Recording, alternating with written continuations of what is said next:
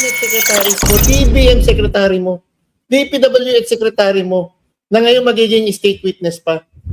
Pinigilan ng Malacanang ang flood control scandal hearing ng Blue Ribbon Committee dahil alam na nila na ang direksyon ay papunta na kay Bongbong Marcos. Kaya yung salita mong nagtataka ka, hindi mo alam kung bakit nagkakaganyan ng Iglesia ni Cristo. Kaistupiduhan yan. Nagtatanga-tangahan ka lang kasi alam mo na ikaw mismo ang punot dulo ng anomalyang ito. Naku po mga ka-reaction update PH, hindi na ho natin papabain itong ating intro. Kaya pala mga ka-update, pinag-iinitan ha, itong si Senator Marcoleta at gigil na gigil ang administrasyong ikulong ho siya. Ito nga ho pala ang pinangalanan at binangga niya dahil mga ka-update papunta na ang investigasyon dito kay Bongbong Marcos. Kaya mga ka-update dito pinangalanan lahat yung mga cabinet secretaries, sila Teodoro, lahat.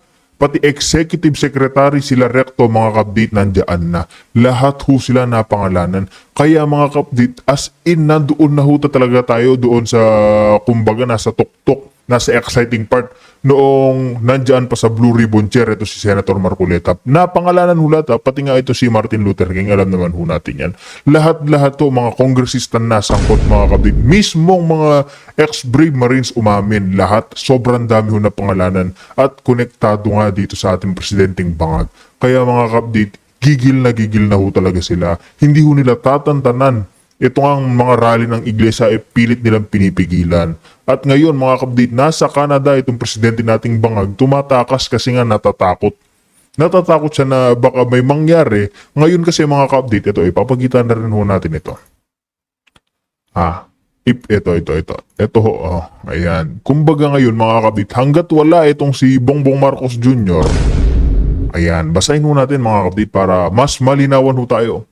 Itinalaga sina Executive Secretary Ralph Recto, Special Assistant to the President Antonio Ernesto Lagdameo at Labor Secretary Francis Tolentino bilang mga caretaker ng administrasyon. Isipin po ninyo yan mga kabik. Meron ho tayong Vice President, meron ho tayong Sara Duterte. Pero sino ho yung magiging caretaker ng administrasyon?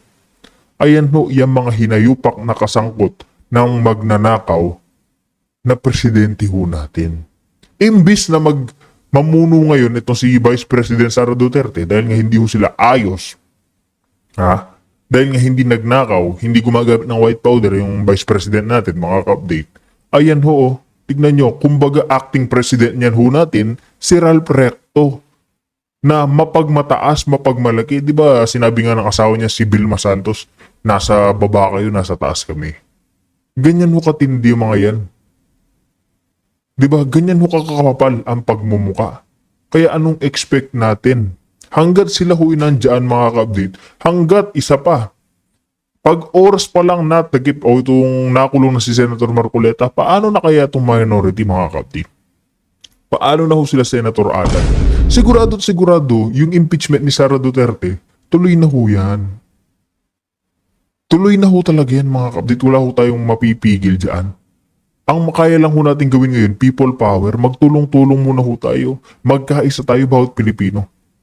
Hindi lang naman ho kasi si Sara Duterte ang ginigipit. Pati ho tayong mga ordinaryong Pilipino. Lahat ho nang nagbabayad ng buwis, ninanakawan ho tayo. Tapos hindi lang yan. Binabaon pa ho tayo sa utang nitong si Bongbong Marcos Jr.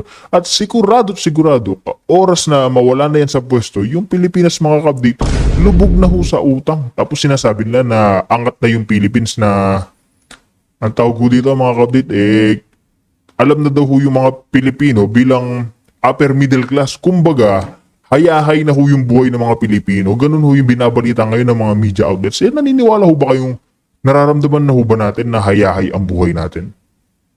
O yung mga magnanakaw lang yung mga hayahay? Kasi nga marami silang pera, milyon, bilyon. Diba? O tayo mga ordinaryong Pilipino na isang kahig, isang tuka, kung hindi ka magtatrabaho ng isang araw, wala kayong makakain ng pamilya mo. Ganyan ba yung hayahay, Bongbong Marcos? Kaya hindi na ho natin papatagalin ito. Kung bago lang ko sa ating channel, isang like, isang share, isang subscribe lamang ho, malaking tulong ngayon. Kaya hindi sabay-sabay tayo magkomento, mag-react sa mga matitinding pasabog nitong si Miss Pam patungkol ho dito sa kabalbalan ng administrasyon. Kaya nga update, rekta na ho tayo. Sabi ni Isha, good morning, good AM.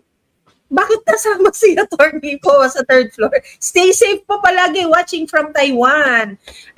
Malu G. Bumakod, magandang umaga po sa ating lahat.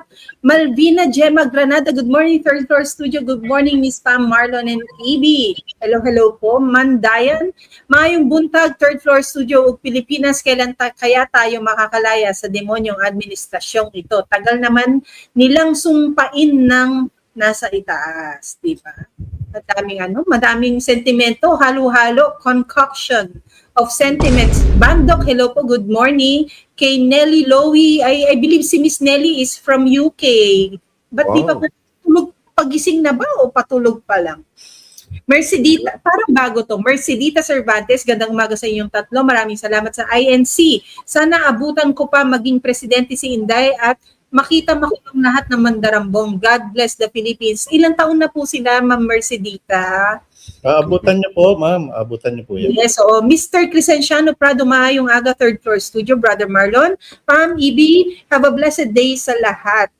Kay Phil Dacera, morning, may pag-asa pa ba makakamta ng Pilipinas tulad ng dati sa panahon ni FPRRD? Kailan kaya matatapos ang gobyernong ito? Nahirap na tayo sa lahat ng bagay, nakakaawa na tayo. Oy, pero hindi hirap ang lahat dahil si Marcos ngayon ay hayahay sa biyahe sa Canada. Canada Day today, Pam. Canada Day today. Oo. So, Canada Day. anong schedule ni Bongbong Marcos? Sorry, Marlon, Canada is today? Yes, today. Canada Day today. Oh, because July 1 pa lang doon ngayon, di ba? Yeah, oo. Oo. So, tama. Canada Day. Yeah. Happy Canada Day po sa mga kababayan natin sa Canada. Oo. Ano kaya kainit ang tanggap ng tao ng Filipino community sa kanya dyan sa, specifically sa Vancouver? Tama ba? Parang ganun. No? I hope Bawat provinces naman sa Canada, may mga kanya-kanya silang mga event kung paano pinagdiriwang yung Canada. No, but with Marcos, sharing it with Marcos. Because diba, usually ang protocol, nag-o-organize ng Filipino community na magre-receive sa kanilang mga leaders. Dapat tulad ng ginawa ng mga Pilipino doon sa New York nung nandun siya. Dapat ganun ang salubong sa kanya. At yun sa Japan. I think you're talking about Japan, kuya. Was Japan or New York? Hindi sa New York. Yung pumunta siya doon sa UN. Yung mga nagrarally doon sa labas, tinawag siya magnanakaw. Tsaka iba yung sa Japan. Iba din, ganun, di ba? Sinigawan din siya na magnanakaw sa Japan. That they had to request for a second layer ng security para sa kanila, no? Sana mainit kung tanggapin at yung mainit, kasing init at kasing alam kung ano ang sentimiento mayroon ng ating mga puso. At alam nating lahat na iyon ay hindi sentimento ng isang kontentong Pilipino sa isang bansang maunlad. Dahil Yung mga kababayan natin sa Vancouver, pakita niyo po na ang inyong pananabik na makasama makapiling ang isang Bongbong Marcos sa pamamagitan ng pagsigaw na Marcos, bangag ka raw, sabi ng kapatid mo na si Senadora Amy Marcos. At tsaka timing din na last night inanunsyo ng World Bank na ang Pilipinas ay nakamit na rin ang matagal na nating habol since 1989. 19 years old pa ako nito. Marlon at Pam, yung ating inaasam-asam na upper middle income country status. is that accurate? And is that also being truthful? No. Or, It's hindi, diba? misleading. Yeah. Very, very misleading. Sino ang maglabas nito, kuya? World Bank. World Bank. Kasama natin na naisama dyan sa listahan na yan ay yung Vietnam, yung Sri Lanka, yung Jordan, at yung Republic of Micronesia. Biro mo, ang mga liliit ng mga bansa na yan, tapos ngayon lang tayo nagkasabay pa sa kanila. ganon sabihin, ka, ganon tayo ka backward. Pero ganun yung upper middle income status, Pam and Marlon, actually it's not the real indicator of how well the life is economically of a country. Yeah. Kasi gross national income divided by the population lang yan eh. And it includes the overseas remittances, BPO, corporate profits, no? Lahat ng income ng mga nasa Pilipinas, i-divide mo by population, halimbawa, tayong tatlo. Ang collective income natin, halimbawa, 300,000. Ang average natin is tagwa 100,000 tayo. Okay? Paano kung kayong dalawa ni Marlon, yung income ninyo is 250,000, yung akin is only 50,000. When you average that, parang 100,000 pa rin yung income ko. Kasi average lang yan eh. So, meaning to say, wala yan. Walang kwenta yan. Walang kwenta yan. Etong sinasabing tong detalyeng to, tama sabi mo pa, may accurate ba yan? Nararamdaman ba ng mga kababayan natin, ng mga ordinaryong tao, na ultimo yung sweldo natin talagang hindi sapat? Nararamdaman ba ng mga kababayan natin na bumababa ang presyo ng bilihin? Ito pa Marlon, this is real story Oo. Yung presyo ng bilihin, okay. Di ba meron kaming, kasi yung airline ticket namin, merong free luggage na 10 kilos each. Yung mga babae, sina Irene at sina Claire, bumili ng mga prutas, yung mga ricados, no, lalo-lalo na yung sibuyas, dahil ang mahal nga dito. Okay? Yung 50 pesos ni Irene na sibuyas na dahon, okay, na ang gaganda pa ng itsura, hindi yung mga, parang ang taba-taba. Only cost her, 50 pesos. 50 pesos yung isang bunch, no? At hindi pa yun doon sa bagsakan, Diyan lang yun sa sa may bangketa na retailer na kumbaga, no? So it would probably translate to around 150 pesos per kilo. In Davao, okay. Alam mo magkano dito nung pumunta si Claire nag-grocery, doon sa grocery at pinakita niya sa amin, 439 pesos per kilo. Sibuyas, dahon. 3 times as much doon sa Davao. Bakit hindi nakikita ng national government yan, no? Simple halimbawa mo, kuya, no? Ang laki ng diferensya. Bakit hindi nakikita ng national government? Yun. Ano ginagawa ng DTI? Ano ginagawa ng pamahalaan para maiayos yan? Ang laki ng diferensya, kuya. Maintindihan mo yan kung ang diferensya ay 5 piso, 10 piso dahil sa travel ng diba? Ng mga produkto. Pero kung ganyan, ang laki, from 50 pesos to 400 pesos. Tama, sabi mo, 4 times. No? Yung durian, doon, they were able to buy it for around 170 pesos per kilo. Okay? Here, it's retailing for around 350 to 400. Two times? Twice. More than twice. Oo. Kuya, when you say durian, ito yung naka-microwave o yung buo pa?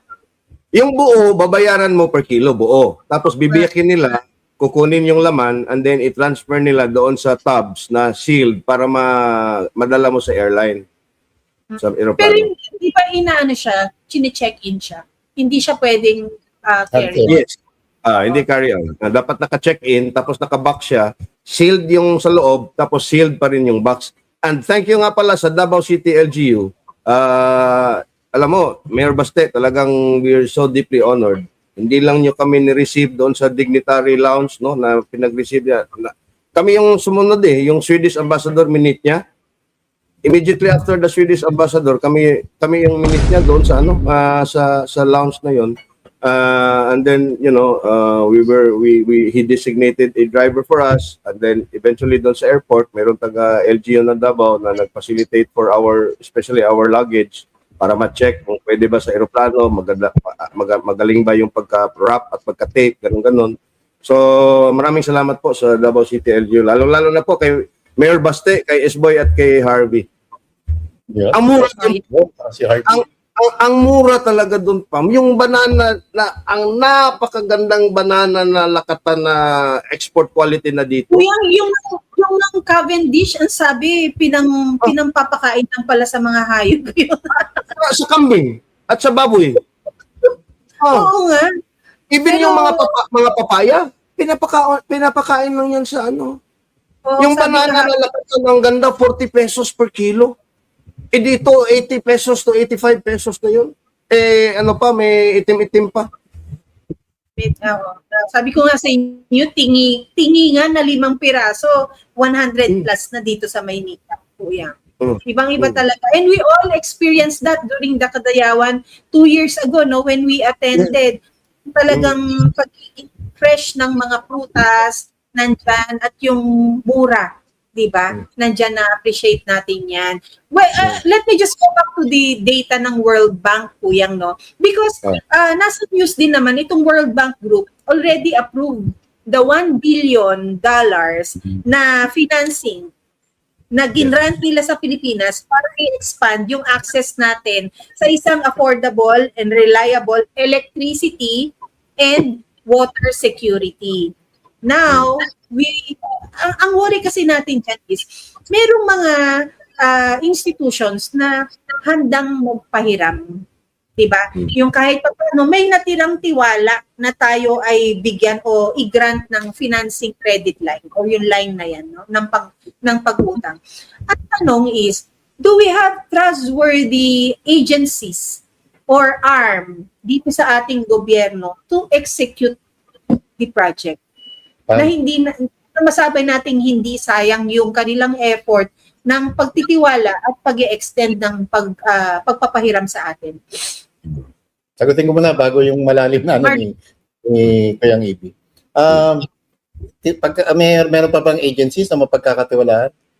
Ba't pa tayo maghahanap ng agencies? Ang tanong, merong pagkakatiwalaan pa ba natin itong gobyerno to? Para ayusin talaga yung ating kabuhayan. Maisalba tayo sa kahirapan. At magamit sa tamang paraan kung ano man yung mga ipinapautang sa atin ng World Bank.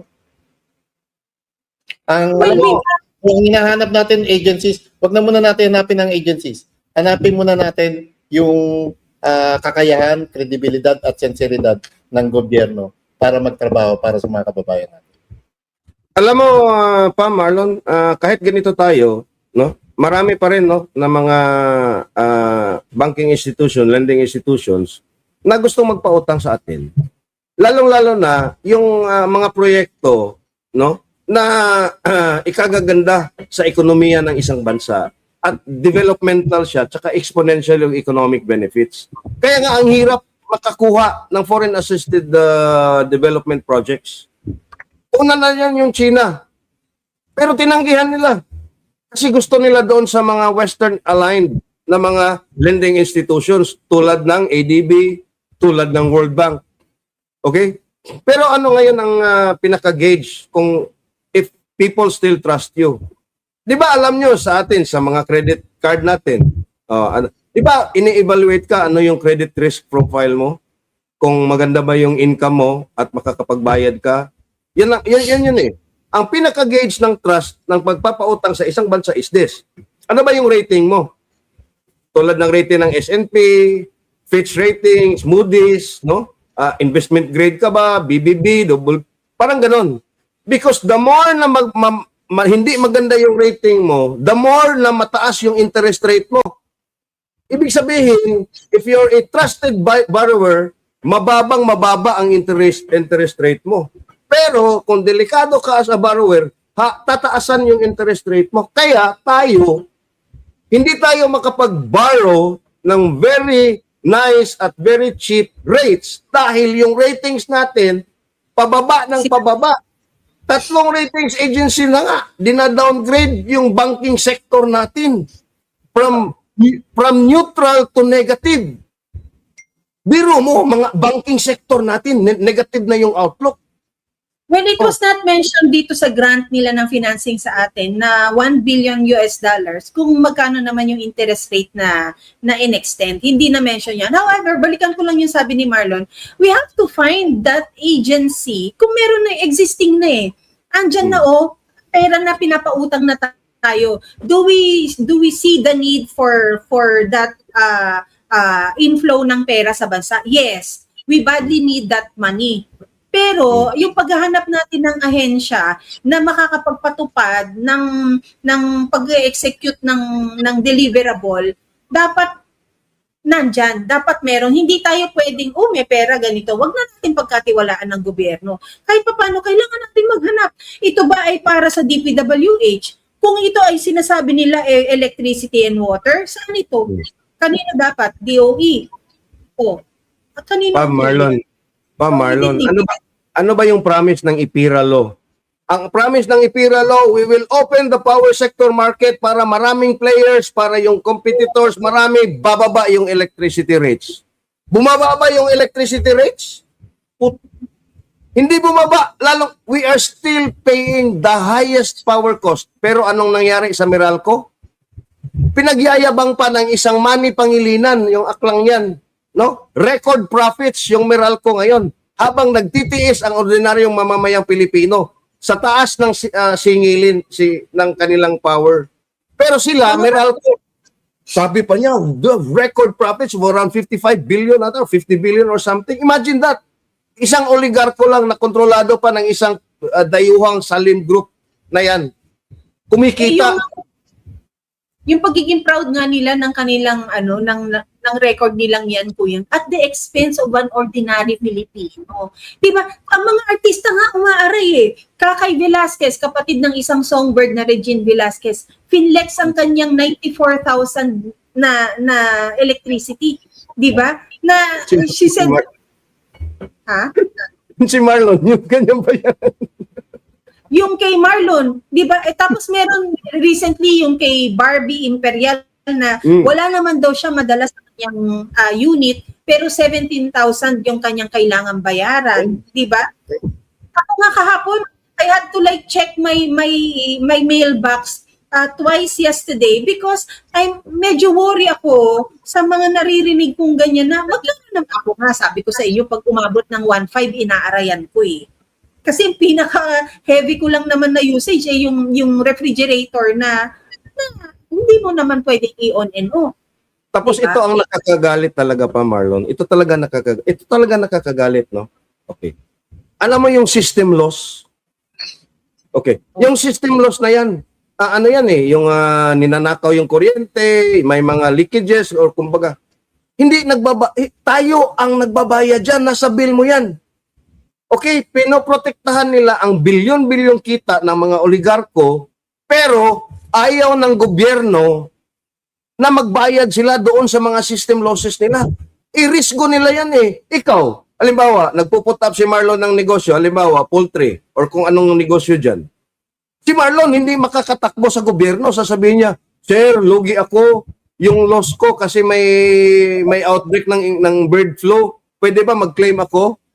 Pero yung mga oligarko, protektado sila sa system losses, sa mga leakages, sa mga kapalpakan nila. Protektado sila, pero yung profits nila, sa kanila lang, yung tayo ang the beasts of burden. Yun ang masakit. Oo. Yung sila lang ang protektado ng kanilang mga pinuno rin, na sila lang din ang pinoprotektahan. Di ba? Yeah. So, nasa ng nasa ng equality dyan. Marlon, napansin ko lang, yung shirt mo parang school uniform. Walang pasok sa Maynila ngayon. Suspended, Marlon. Kay Senator Jinggoy Estrada, kamustahin natin. Marlon, humingi ka ba ng allowance sa nanay mo at kung wari, sinabi mong, Ma, may pasok ngayon. Allowance sa nanay, baliktad Para ako Marlon, bukas pa yung Friday. Bakit naka-type B uniform ka ngayon? Hindi, may right tayo mamaya. Alam mo na. Marlon, anong department ka sa DPWH? Labi kayo shout out sa mga writers. Maganda. Naipasok ko lang na mukhang uniform because suspended ang klase sa Maynila ngayon, ha? Suspended. Sa mga nanay dyan na may mga anak na hihingi ng allowance, kung di nyo po nalalaman, suspended po ang klase. However, my question is, suspended ba? Manila lang. Manila. Yes. But my question is, suspended ba o sana transition na lang into an online class, no? Sayang yung araw Parang ganun ng eh. learning ng kabataan. Parang naka-asynchronous learning, no? Online or probably yung public may mga modules na pinapadala or whatever. Ma'am, napak Para- ko. Kung ako raw estudyante, ikaw teacher. Si Miss Pam para namang hot teacher. Hindi mo naman binasa yung adjective. Ang binasa mo lang yung teacher. May descriptive ko. Hindi. Hot dahil may init ang ulo. Uy, dahil suspended ang klase because ang ating mga kapatiran dyan at kapatid natin mga taga-Iglesia ni Cristo ay lumipat na ngayon sa isang Freedom Park dyan sa Liwasang Bonifacio. Dahil binawi yung kanilang permit na inisyu na sana ng Quezon City government. Grabe no? Bakit kaya? Bakit umabot sa punto na kailangan mo mag-issue, maisa publiko, and then later on, nakasiraan naman ninyo ang mangyayari, babawiin ninyo? Mabuti na lang din doon kasi mas malapit na yun sa sa home base. Tapos wala dito yung bangag. Pwede na idiretso. Nakabuti ba? Nakabuti ba na lumapit? Ay, oo. Na lumipat? Ang importante Nakabuti. pa, naipapahayag natin yung naipapahayag ng, hindi lang ng mga kapatid natin sa Iglesia ni Cristo, naipapahayag ng mga kababayan natin yung ating disgusto, saka ang ating frustration sa administrasyon. Kung saan lugar man yan, mapa EDSA, mapa Liwasang Bonifacio o Luneta, ang importante, dapat marinig ng Bongbong Marcos, maramdaman niya. Ang problema, ang sagot agad ng palasyo ng Malacanang, hindi niya nagtataka siya. Bakit kailangan magsagawa ng ganitong klaseng pagtitipon ang kapatiran ng Iglesia ni Cristo? Yung ganong salita mula sa presidente ng Pilipinas, naging presidente ka pa? O talagang wala ka lang masabi na nagtataka ka dahil ikaw mismo, alam mo, ang problema ay ikaw mismo bilang Pangulo. Tama, I agree with Marlon, no? At idagdag ko na lang rin, Pam, at dito sa ating mga kababayan, na hindi relevant kung nasaan yung rally. Ang importante yung momentum. Ang importante yung alab ng damdamin ng mga tao na maipalabas nila yung totoong hinanakit at sentimento. Because now they represent majority of the Filipinos, no? Alam niyo naman yung Pilipinas, kaislahan 'yan. Halimbawa, kami dito sa Cebu, kung pwede pa lang lakarin or ibisikleta or imotor 'yan. At hindi namin maiwanan ng isang linggo yung mga pamilya namin dito. Puro ang dami ng mga Cebuano diyan. Ganon din sa Mindanao, no? But the thing is, ang importante is yung momentum. Importante na hindi matigil hanggat hindi mapanagot or hindi magiging accountable. Ako nga, ang panawagan ko nga dapat sana makinig ka kay Amy Marcos, makinig ka sa manang mo, Bongbong Marcos, noong Nobyembre, sinabi niya doon din sa rally ng INC, uwi na kayo, pahinga ka na, Bongbong. Let Sara Duterte lead. Let the constitutional successor lead this country. At sabihin mo sa mga kababayan natin na hindi ko na kaya talaga, sorry, nabigo ko kayo, bigay ko na lang ito sa aking constitutional successor. Yun ang most honorable thing. If there is one honorable thing that you can do, because as far as we are concerned, nothing that you have done in your 4 years of as president is honorable. This could be the last honorable thing that you can do, is to give way for the vice president. Hindi na kaya eh. But honor is just a title to them, Kuyang eh. Title lang yan na kanilang pilit na inaabuso para pagtakpan yung kawalan talaga nila ng honor. 'Di ba? Sino ba yung mayat-mayat ginagamit na the Honorable De Lima, the Honorable Chua, the Honorable Garin, the Honorable, nakakadiri ng marinig na sa mga bunganga ninyo lumalabas yung mismong pag-flex ninyo na meron kayo yung titulo bago ng mga pangalan ninyong hulas sa kabulastugan honorable. Balikan ko lang yung sinabi ni Marlon kanina, no, na hindi katanggap-tanggap yung kanyang pahayag na hindi niya alam bakit kailangan pang mag-rally ang ating mga kapatid na Iglesia ni Cristo. I-remind lang natin, Marcos, presidente ka. And when you are the president, you have no right to complain na meron kang sinasabing information overload. Because as president, you have to know everything. Dapat dito pumapasok yung sinabi natin nung una pa lang, no, na preventive dapat ang iyong tugon sa lahat ng sitwasyon sa bansa. Hindi ka pwedeng reactive. Dapat bago pa lumabas sa kalsada yan, alam mo na merong issue na gusto nilang iparating sa'yo. At yung mga nakapaligid sa'yo, yan ang trabaho nila. Yan ang role ng gabinete mo. Ang i-inform ka sa bawat ahensyang nasasakupan nila at komunidad na nasasakupan nila kung ano ang problema, ano ang lawak na pwedeng mangyari kapag ang problemang yun ay hindi natugunan. Hindi mo pwedeng sabihin, hindi ko nga maintindihan hindi ko alam. Tama nga sabi mo, Pam, no? Nagtataka ka pala. Di ba? Hindi pahimay mo. Ano ba sinisigaw? Kung ayaw mo kamitin si Senator Dante Marcoleta, ipahimay mo sa mga tao mo. Ano ba ipinaglalaban ng mga taong nasa EDSA? O mamaya, ano pa ipaglalaban ng mga taong nasa Liwas ng Bonifacio? Simple lang. Bakit ang nauunang kinakasuhan yung mga taong kritiko ng administrasyon? Anong naging kasalanan ni Senator Dante Marcoleta? Kung kasalanan man yun, at tingin natin hindi kasalanan yun, yung pilit niyang ituloy yung pagdinig sa Blue Ribbon Committee na talagang totoo, na talagang walang kinikilingan, at talagang magpapakinggan yung lahat ng panig. At yung committee lamang nila Senator Dante Marcoleta lang naman ang magbibigay daan o nagbigay daan para pakinggan yung 18 sundalo na maraming personal na karanasan at talaga namang personal nilang nalalaman, nasaksihan at sila pa mismo ang gumawa kung paano mag-deliver ng maleta. Dahil inawat yung pagdinig na ginagawa ng Senator Dante Marcoleta na ang inaabangan ng lahat ay ipatawag din ang dati niyang Executive Secretary Lucas Bersamin at ang dati niyang PLLO Chief na pamangkin o apo ni Lucas Bersamin na si Adrian Bersamin na minsan na rin pinangalanan sa privilege speech si Ping Lacson, nandun na sana ang tinutumbok ng investigasyon.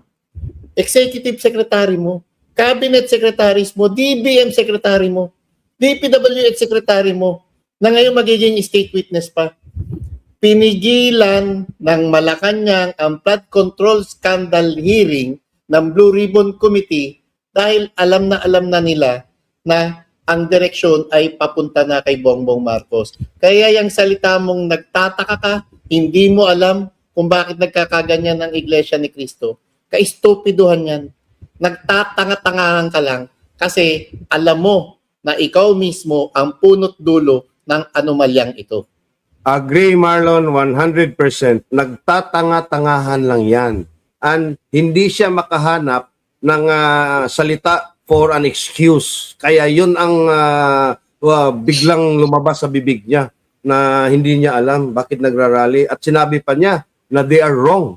Yung Iglesia ni Cristo daw ay mali sa kanilang sinasabi na merong selective justice. Kaya Marlon, tama ka rin, no? Yun dapat ang gagawin nila. Pero ano ang hindi nila ginawa? Ano pa ang gagawin nila?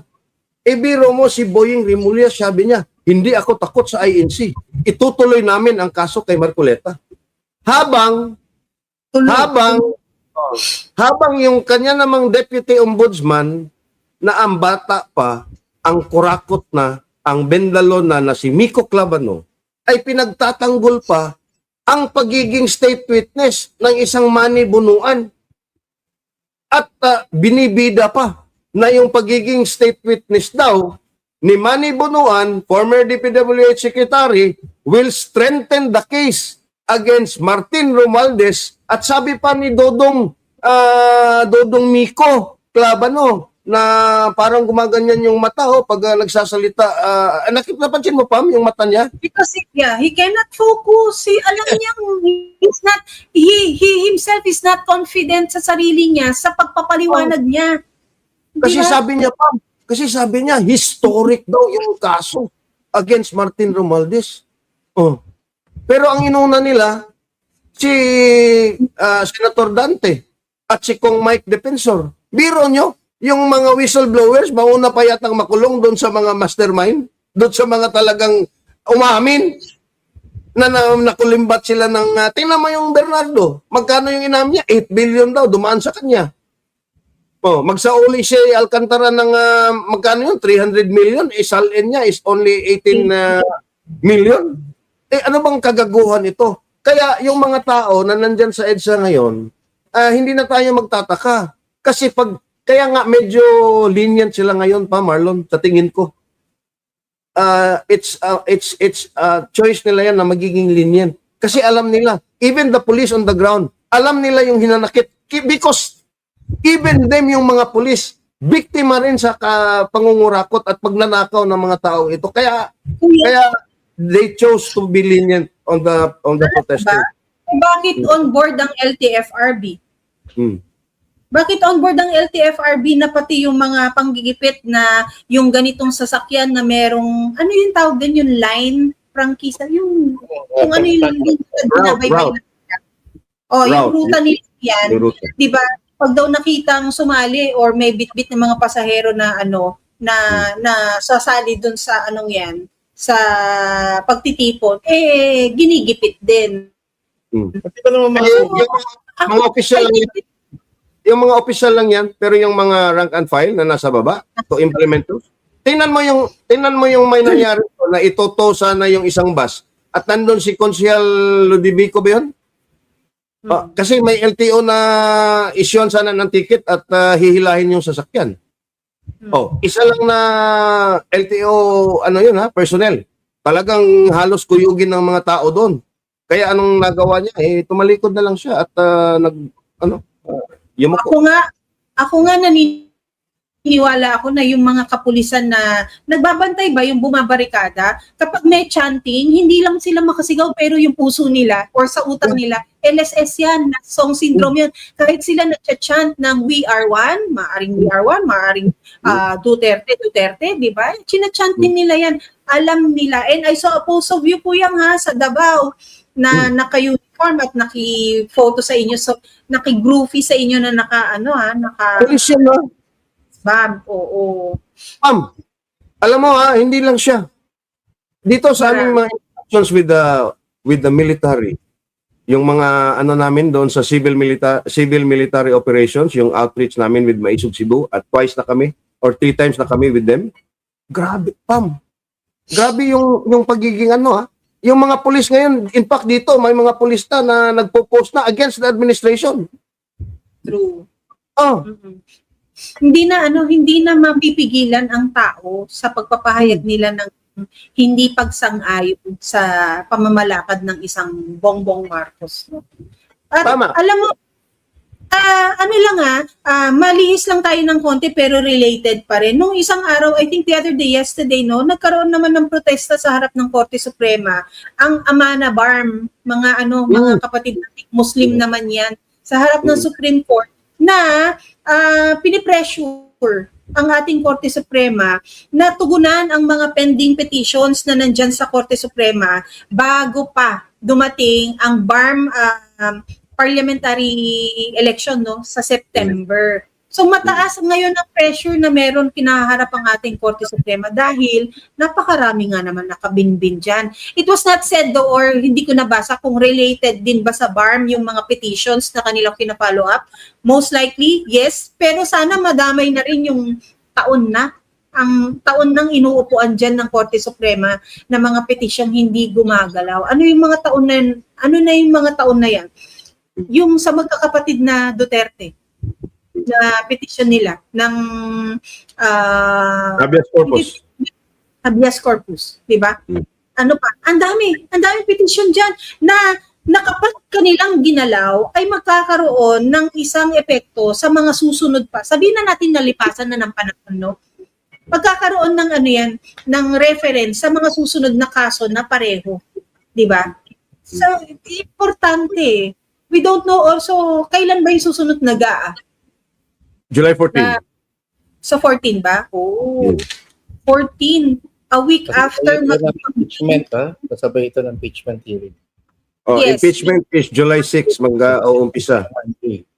Pero Marlon, Pam, ito yung ako nababahala din ako dito sa what's going on with BARM because I think talagang sinadya nila ito This is another one of their exit strategies no or plan Bs kumbaga no. Kasi pag hindi nila na-impeach talaga si Inday, kasi I believe still na it's very next to impossible to get the 16 to convict Inday. So given na yan. Kaya they want to stretch the impeachment until February. Can you imagine? Impeachment until February? Kung talagang malakas yung ebidensya mo, no? The shorter the trial, the better for the prosecution yan. Correct. Okay? Kung confident sila na malakas sila. Pag Alam mo, kasi Secretary, para mahaba pa yung liwi nila kung paano pa maligaw, kung paano pa manggipit ng mga senador na gusto nilang maakit para bumoto pabor sa impeachment ni VP Sara. at mahaba yung kanilang black propaganda stage, no? Para sa election. But ito yun, Pam, no? What doesn't kill you makes you stronger. If VP Sara is not convicted in the impeachment, she will come out effectively the winner already sa 2028. Anong gagawin nila? Hindi na nila mahahabol yung CONAS. Well, they can try, but hindi nila mahahabol. 2027 na They cannot do a CONAS simultaneously with the impeachment. So, gagawin nila yung CONAS probably by March of 2027. Pero yung CONAS will take you more than a year. Filing na of certificate of candidacy by October. So, hindi na pwede yung CONAS. Ano yung pinakamadali? Martial law. Noel. Kaya nga bakit ka magno-Noel? Because you have effectively declared martial law. Two scenarios. Shooting war, false flag operation sa South China Sea. Okay? May nagawang barilan doon. Declare state of emergency, martial law. Or, ang ginawa ng tatay ni Bongbong Marcos when he declared martial law, the Muslim secessionist movement in Mindanao and the communist insurgency. Oo. Yun Kaya ang- nga, yung pagpapahaba nila ng impeachment hearing, I would like to defer dun sa na ito ay para mahaba-haba ang panahon na manligaw sila na ayon na makonvict siya sa mga aligasyon na binabato sa kanya. Ito ay para mas mapahaba lang yung kanilang entablado ng pambabalahura at pambababoy kay Inday Sara because resulting to what already he said before, no, na para pagdating ng mga susunod na mga survey, maapektuhan yung bilang kay Inday Sara at tataas yung kay Bongbong Marcos. Kasi nga, again, mahirap nang makuha yung, pero hindi pa rin tayo sigurado, kuyang ha, kasi meron tayong balitaan na lumipat na sa administrasyon. Kuya, hindi pa pala namin na ikwento to sa'yo. Pero I think alam mo na po, pareho lang naman tayo ng source. Tama sabi mo, Pam, no? Gagamiting publicity, Kuyang Ibi, tama rin. Demolition job. Pero tapos yung survey, kakalikutin na naman, di ba? Na ganito kapangit yung image ni VP Sara. Lahat na ng black propaganda, inabot ni VP Sara sa Kongreso.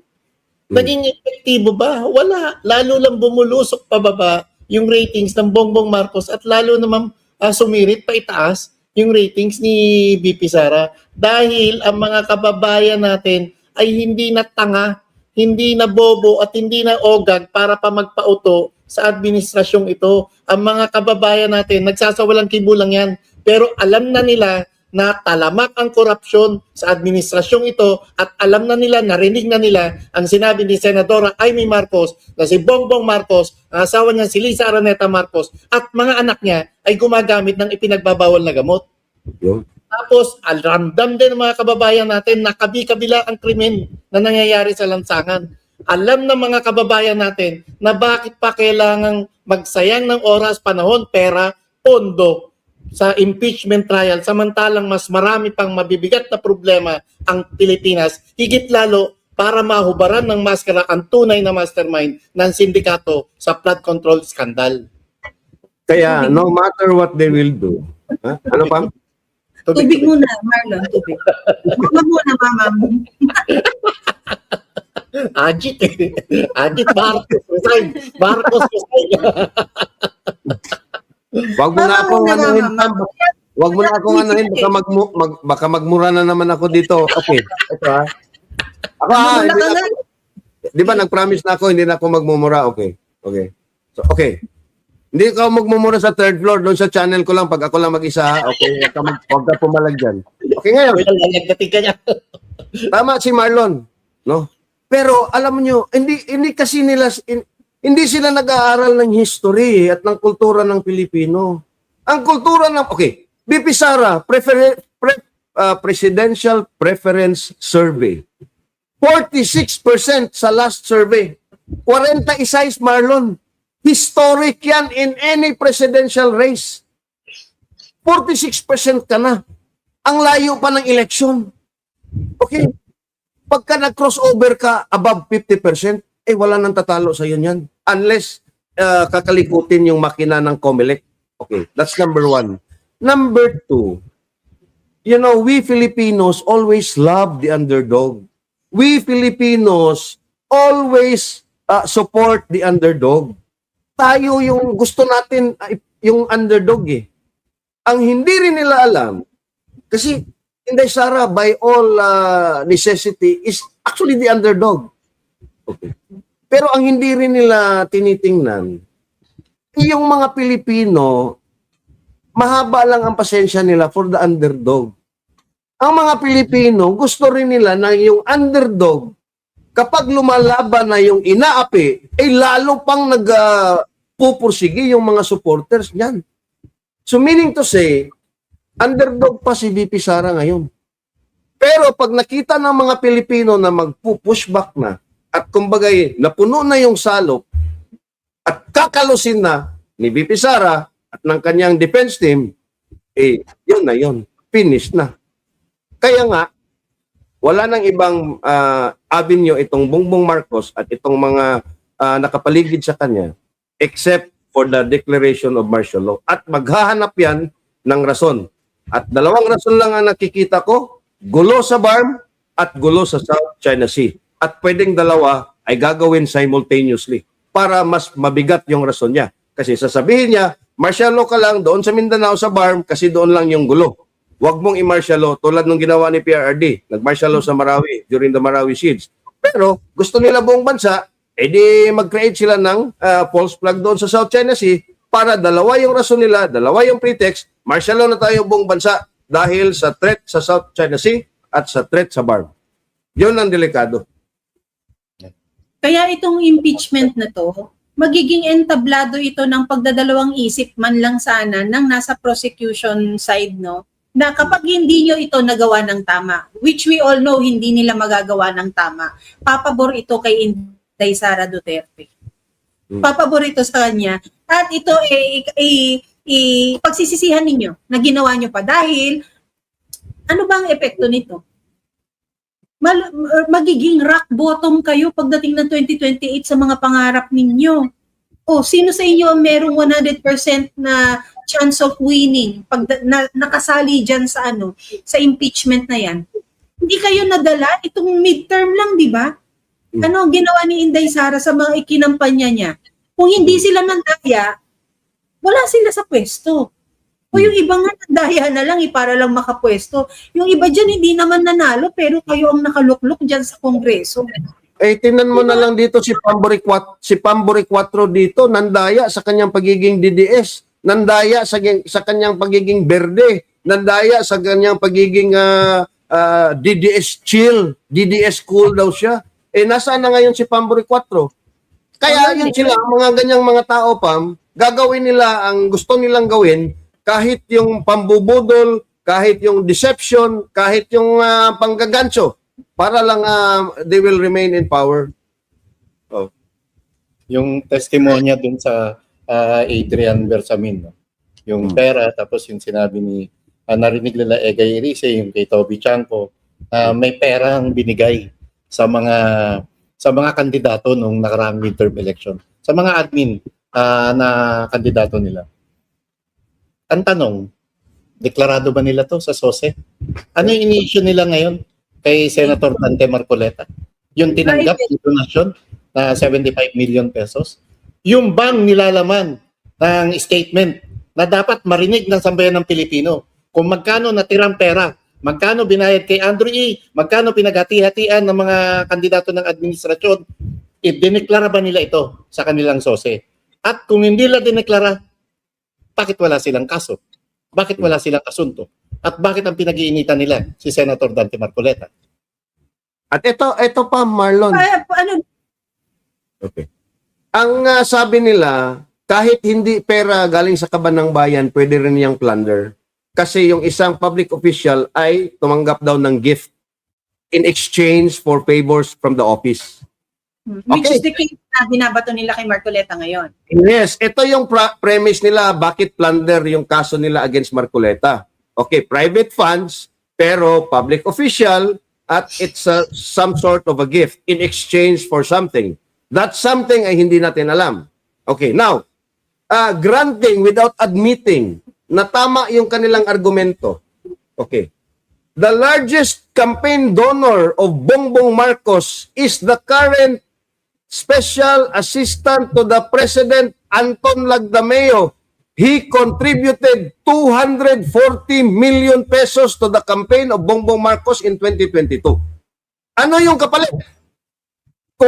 Kung i-apply natin yung kanilang argument against Marcoleta's plunder case, dapat may plunder case si Bongbong Marcos at si Anton. Kasi nga, klarong-klaro na yung kanyang campaign contribution ay merong kapalit. At ang kapalit niyan ay yung kanyang posisyon as Special Assistant to the President at yung panghihimasok niya ngayon doon sa BARM. At hindi pa natin alam kung ano-ano pa. Si Mel Robles. Kamusta ang anomalya sa PCSO? Di ba? 30 million contribution to Bongbong Marcos campaign. O sige, ilayo na natin sa mga contributions. Yun na lang pagtanggap ng regalo ng isang public servant mula sa isang private citizen. Sino nga ba ang nagregalo ng Duran-Duran concert?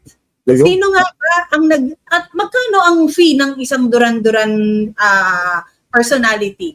Sino nga ba yung was it last year also na meron namang pa-concert ang Pussycat Dolls kay Bongbong Marcos na niregalo din at tinanggap mo? Paano mo sasabing regalong tinanggap? Nandun kay present kay, di ba? And Duran-Duran was well publicized. Ang ano nila sa Duran-Duran, di ba? Ang PR healing nilang ginawa dyan, PR bandage nila dyan eh. Ito naman kasi niregalo lang ni MVP. Yo. Di ba? Sino dapat ang may kasong ano dyan? Nakagaya ng ginagawa ninyo kay Marcoleta. Hindi ba si Bongbong Marcos? Presidente ka, tumanggap ka ng regalo? Di ba? And then in contrast to the office of the Vice President, no gift policy. It's the only office that I know, na national office. Second highest office of the land, office of the Vice President, no gift policy. I was there, we were there a few days ago. OVP Mindanao Satellite Office. Nakausap namin si Sir Libre Sami, I think. Thank you nga, sir, pala. It's a very warm reception when we were there on a very short notice. Anong sabi? Sir, pag meron, kasi tagtanong kami, pag meron kaming drive dito sa do we need to course it to the OVP office sa Visayas? Kasi we have also a good relationship with OVP Visayas. Sabi ni sir, doon sa OVP Mindanao, sir, walang cash donation dito, no? Ano dito, sir? Meron kaming mga suppliers, no? Gusto nyo, doon kayo bibili at yung suppliers na magdi-deliver sa amin dito. Wala tayong interaction directly. Now, pero meron kaming pa-regalo sa inyo, sir. Instead na sila tatanggap ng regalo, kami pa ang niregaluhan, Pam. Naka-envelope, Pam. Naka-envelope. Hindi paper bag. Envelope. Brown envelope. Ano naman? Kalendaryo. Kalendaryo, kuyang na pinamimigay na ino-audit pa rin. Di ba? Exactly. Kalendaryo. Pipirma ka pa sa liquidation. Kasi alam ng tanggapan ni Vice President Sara Duterte na konting kibot lang ni VP Sara nakasilip naghahanap ng butas tong administrasyong ito. At yan lang ang ginagawa ng trabaho. Hindi na sila nagtatrabaho para talaga uli sa kapakanan ng sambayan ng Pilipino. Hindi sila nagtatrabaho para mapababa ang presyo ng bilihin. Hindi sila nagtatrabaho para ma-resolve na yung talamak na pagkalat ng ipinagbabawal na gamot at malalang krimen. Grabe yung mga ano ha. I think sa Negros, yung mga checkpoints sa mga eskwelahan ngayon, they're yielding deadly weapons, no? May patalim, may baril. At saka yung sa Zamboanga City, kahapon, Pam, sinaksak yung 2 estudyante ng kapwa estudyante din. Pabata ng pabata pabata ng pabata ang mga gumagawa ngayon ng masama. Yun ang masaklap. And you have Dahil Edad. ang edad, pabata ang edad, Pam. Dahil mismong ang presidente ng Pilipinas ay ayaw niyang linisin ang kanyang pangalan na hindi siya gumagamit ng ipinagbabawal na gamot sa pamamagitan na magpasailalim ng hair follicle drug test. Supreme Court, kamusta na? Ano na po ang desisyon nyo tungkol dyan? Marlon, habang pababa ng pababa ang edad ng mga at pabata ng pabata, meron namang isa na yung kanyang IQ ay pababa ng pababa at yung pagiging epal at credit grabber niya ay pataas ng pataas in the person of Risa Ontiveros na ngayon ay binash ng mga tao dahil siya na nagke-claim ngayon dahil meron daw link sa 764 ganyan, yung legitimate airsoft organization in-implicate niya doon sa kanyang, imagine setting the stage on a national TV, legislator ka, senador ka, and then without vetting, without confirmation, without verification, pangangalanan mo itong mga taong ito. And then not only that, biro mo, ipapatawag mo yung isang German national, isang foreigner, without pushing it through the proper diplomatic channel. Yung mismo nga presidente, hindi yan pwedeng didiretso. Yung DFA ang magko-coordinate sa ibang bansa, sa isang embassy. Ikaw, senador ka lang. You're not even part of the executive. Walang hiya kang Risa ka. Sarap mong sampalin. Si Risa ngayon na alam mo yun, nag-aalala sa kabataan. Pero si Risa, siya yung nanguna sa isang resolution, no? Yung bill na was it RH bill? Hindi. Ano yun? Sexual Education Bill. Ano nga ba yung RH? Sa ano pala yun? No? Sa, Reproductive health bill ba yung Reproductive health yan. Na ang sinasabi niya na ang bata as early as 4 years old dapat ine-explore na ang kanyang katawan. 'Di ba? Yan si Risa ngayon na pinaglalaban ng kabataan kuno, 'di ba? At saka, Pam, hindi lang yan. At 16, dapat the parents should leave the kids alone when it comes to their sexual activities or sexual pursuit. Can you imagine that? Tapos here you have Bam Aquino naman na biglang nag-tip doon kay John Vic Rimulya na meron daw. Ang ano kasi, maaga silang kailangan kumayod para makahabol sila sa ratings ni VP Sara sa 2028. Because hindi pa nga hindi nga nagliligawan yung dalawang yan para sabihin, uy, tayo ang tandem sa 2028. Ay, Pam, speaking of ligaw, Pam. Speaking of ligaw, Risa Ontiveros. Di ba may mga post sila yung Winry? Di ba yung Win Gatchalian, Risa Ontiveros? Di ba? Pinopromote pa nga ni Ping Lacson yun at ni na kung sino dyan at nag-support pa nga si Bianca Manalo, no? Kung saan natalo ang isang Win. Kasi acting boyfriend lang siya noon. Tapos may quorum na sina Bianca noon. Kaya but in any case, nagpalabas ng statement si Risa Ontiveros na wag kayo dyan. Yung although ako doon sa romantic angle na yan, pero I have a long time partner. Sino kaya yun? Senech Ete. Baka naglalamas ngayon ng go. Kuyang pakiulit guys, ano? Sinech Ite, ang partner ng isang senadora na laging naka-index card na yung sinusuot na Pilipiniana ay parang tangke ng aming inodoro. Sinech Ite ang long-time partner niya. Buti pa si Risa. May love life. Si Pamela.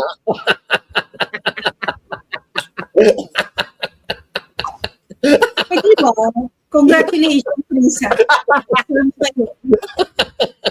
Ay, hindi naman namin hahangarin na magkaroon ka pa ng boyfriend reveal, no? Hindi naman siguro i-request ng ating mga subscribers na magkaroon pa ng boyfriend reveal ang isang Risa. Araw si Tartar. O isipin mo naman na resume ng Risa Ontiveros, di ba? PMAyer. Ha? Tapos bumagsak Roland Llamas. Ang pogi-pogi. Pero Pam, sorry ha, I have to remind you of that scene in Office Romance and imagine Alyamas and in that yung ulo niya. Alam mo, naantay ko maging endorser si Roland Llamas. Endorser ng toothpaste.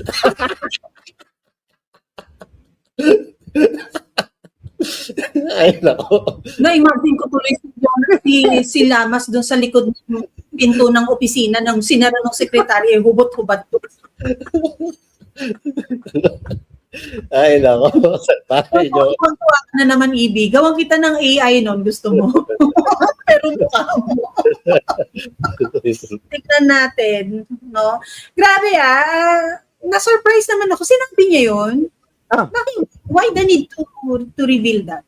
Para mabura niya si Llamas. Kasi nga, they're trying so hard to connect to the ordinary Filipino. Pero hindi nila kaya dahil kaplastikan lang Tingnan mo yung salita niya. Salamat kaayo, Mr. Chair. Yung mga, kumusta kayo? Sabihin niyo sa mga kakilala niyo na nangumusta ako. What the...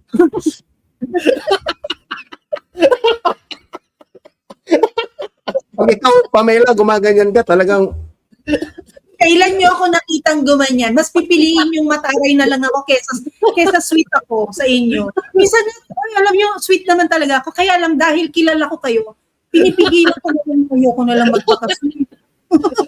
Natatakot ako ma-judge ninyong dalawa. Tapos kasama pa si Attorney Vic. Ay,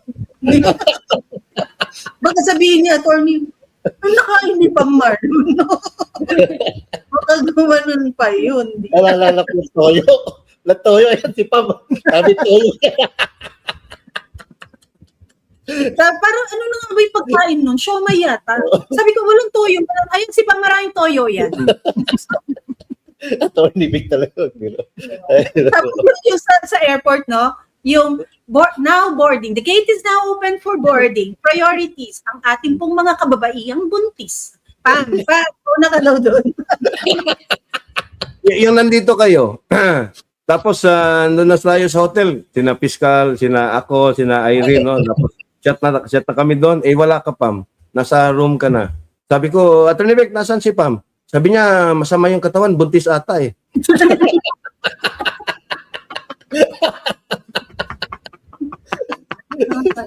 Uy, hindi yung mga kaibigan natin sa yung mga kaibigan natin sa Canada, di ba? Hinost siya ng dinner para mga niya yata yung kaibigan niya nung mga bata pa sila. Childhood friend niya.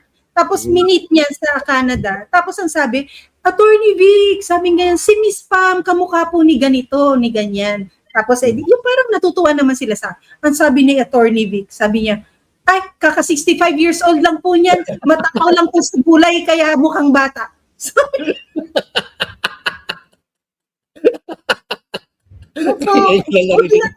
Buti na lang kakampi ko si Mrs. Kingmaker. Sabi niya, binibida ka nung isa dito, kaya lang ganito ang sinabi. Nakakarabi rin ako sa'yo. Pero ano nga kaya activities ang gagawin ng mga kababayan natin sa Vancouver? No? Doon sa pagbisita ng Bongbong Marcos. Oo nga. Totoo yan, no? Hintay natin because anong oras ngayon sa Canada, Marlon? Gabi, no? 8 hours, 12 hours naman tayo. So, alas 9. Alas So 9. patuloy sila ngayon. Ang pinaka activity ni Marcos mamayang gabi dito sa Pilipinas. So titingnan natin.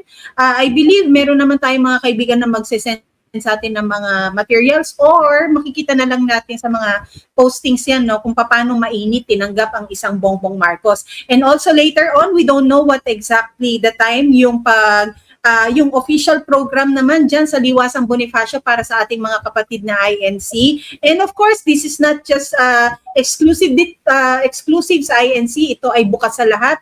Una nang nag-anyaya, Marlon, ang grupo ni Congressman Leandro Lepiste na pumunta na dyan at pumunta rin ng EDSA.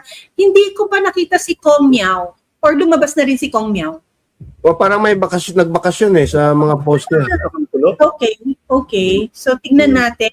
And of course, yung patuloy na paglaban, titignan din natin kung mapupuno ba. Kasi ang Liwasang Bonifacio, sadyang maliit, no? So, kapag yung tao dyan sa White Plains, kung saan sila, yung inalisan nila kagabi, inilipat mo sa Liwasan, ang overflow niyan sa kalsada, hindi mo mapipigilan. Kagaya ng overflow na nagkaroon sa EDSA, di ba? Hindi mapipigilan yan. So, titignan natin kung paano rin maayos na tutugunan ni Mayor Isko ang pagsasaayos diyan, yung security and safety, no? And there is Nasa Liwasan na raw si Kong Lepiste. Nandun.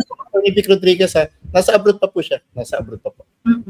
At saka Sige, kuya. yung Manila City Administrator nagpalabas na rin ng statement, no, na they do not need a permit because Liwasan Bonifacio is a designated freedom park, no, and as with any other freedom parks in the country, you do not need a permit to conduct a rally. So, yun. So kaya lumipat na dahil nga binawi, no, or kinansela yung permit nila for today doon sa Quezon City. Ewan natin bakit. Kay Bongbong Marcos, no, legal po yung chonky sa Canada. I know sa Vancouver din. Pero bawal doon bawal doon yung coke. Unless na may baon uli kayo. Katulad ng nangyari sa Amerika nung pagkamatay naman ni si Tantoco. I hope siya na.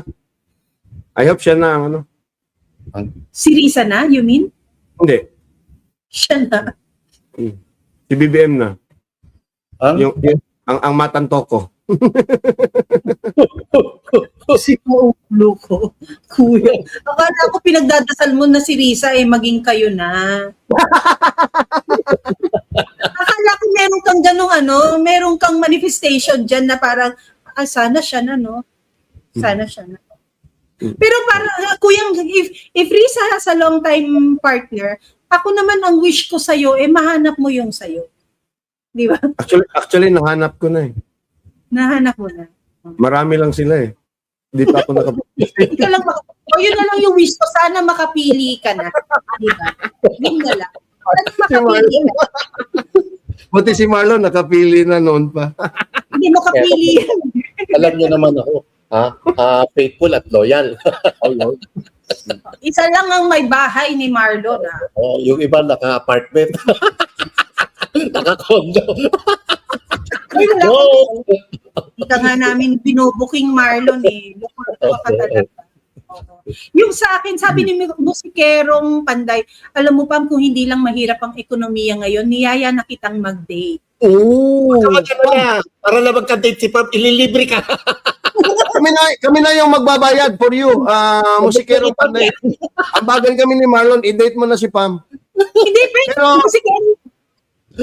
Pero Musikerong Panday, first date nyo ito ni Pam, punta ka muna kay Win Gatchalian. Meron siyang first date advice doon. Pakinggan nyo muna yon. Hindi. Musikerong Panday ganito Para mag-work tayo, since parehong mahirap ang ekonomiya ngayon, no? Punta na lang tayo sa DSWD Kitchen. Tapos, mamili tayo ng restaurant na gusto natin na mag-donate sa kanila, tapos yun yung pang-date natin. Wow naman. O kaya, si Perong Panday, since mahirap pa muna, mag-date muna ako ng gusto ko, tapos ikaw muna yung background music. No? Kala ko naman siya papakantayin mo, Pam. Alam ko naman, naranahin mo si Pamela. Sana mo. Subukan mo. Malay mo sa'yo ako ma-fall kasi hindi naman ako pipiliin ito. Ewan ko sa inyo. Sarami ka rin sabi ni Masikero Panday. Alam mo kaya hindi rin nag-work yung universe na bigyan ako ng biyaya sa lab department. Ginawa niyong joke eh. Kayong dalawa. Kuya, Feeling hindi na rin yan. feeling Ako. ko yung sumpa. Ginagawa natin biro. Sa mga liwasang Mag-online date na lang. ingat mag-online date ka. Virtual, ah. Date from home. Ay, ang may gawain yan si EB. Ayan, date from home. Webcam date. Pero wag yung gagawin yung kaya, wag yung gagawin yung, date from home ni Jim Paredes. Ay, wag. Oo. Ano ba yun? Kumusta nga pala yung panahon dyan for the INC rally? Mainit pa? Makulimlim o ano? Yes, maganda ang panahon dito sa aking kinalalagyan. Alam niyo naman dito, oo, maaraw, mainit. And I don't know, again, hindi natin alam kung anong oras mag-start. Because yesterday, pilit na namang in-spin ng mainstream media na fake news nga tayo dyan, Naakala natin nag-disperse na ang tao sa EDSA. But apparently, this because wala na yung overflow ng tao along EDSA because nandito na sila sa may pasukan na area ng White Plains. Nandun. Okay. Tuloy-tuloy pa rin, diretso pa rin. Ang mensahe naman ni Senator Marcoleta, hindi siya takot magpakulong, di ba? Kung tama ang kanyang paninindigan ay siya'y titindig sa kung ano ang tama. Pero syempre, ang tanong ng lahat, bakit si Marcoleta kung sila ang mandarambo? Di ba? Tama. Yun. Patuloy na tiwala at dasal para sa ating bansa na sana ay may kaunlaran at punong-puno ng mga katotohanan lang. Ako po si Pam at si Inday Sara ang aking presidente. Ako naman si Marlon. Siyempre, Mason Parpum po. Puntahan niyo po ang kanilang Facebook page. At si Inday Sara Duterte ang aking presidente. Ako si Ibi Hugalbot, gikan sa Sugbo. Alang kaninyo, si Inday Sara Duterte ang presidente. Proposal daw sa stage sa rally. Tigilan niyo nga ako. Maraming salamat po. Don't forget the LSS. Share, subscribe, at siyempre yung DSA. Hey, na don't skip ads. Again, smile tayo because this is, after all, the Happy Network, third floor studio with the amateur pundit, Ibi Hugalbot. Subscribe to our channels at mind your own opinion dahil it's INP. It's nothing personal. Maraming salamat po sa inyo. Good morning, Marlon, Ibi. Bye-bye. Di ba yan? Bye. Thank you. God bless.